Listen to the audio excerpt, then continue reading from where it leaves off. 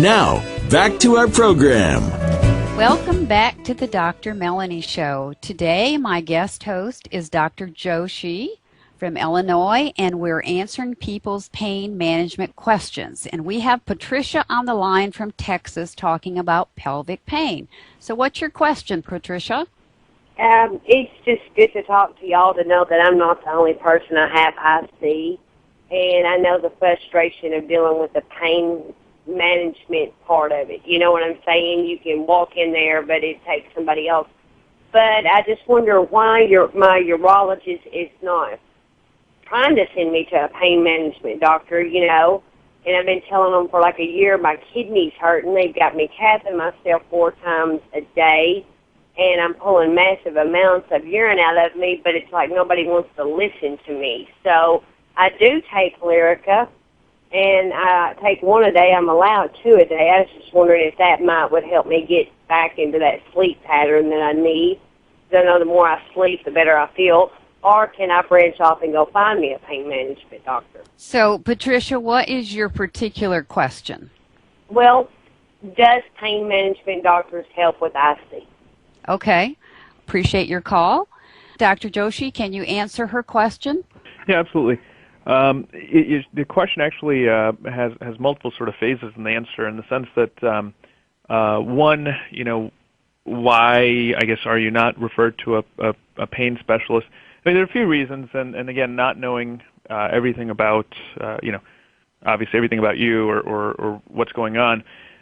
You know, sometimes what we find is we find 2 things. One, physicians might not be too keen on when to refer to a pain specialist, or 2, they might not, you know, maybe they don't have anyone that they want to refer you to because, you know, maybe they haven't found someone in their area that they think will hit a home run, you know, with a particular patient.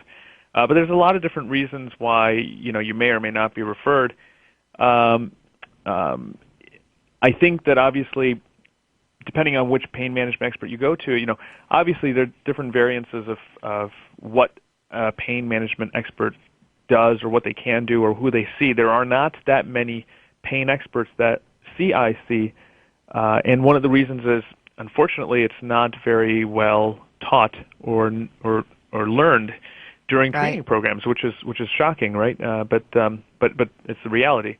A lot of these diseases that are harder to treat or not as common are not very well understood and not very well taught.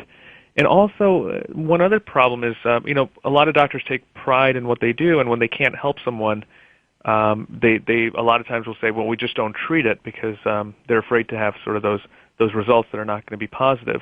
And sometimes, you know, even if you can help 25% of those people, at least you're helping 1 out of 4, and it's better than 0 out of 4. So you do find that too, where people are just saying, you know, we don't have great outcomes with this, so we just would rather not treat it.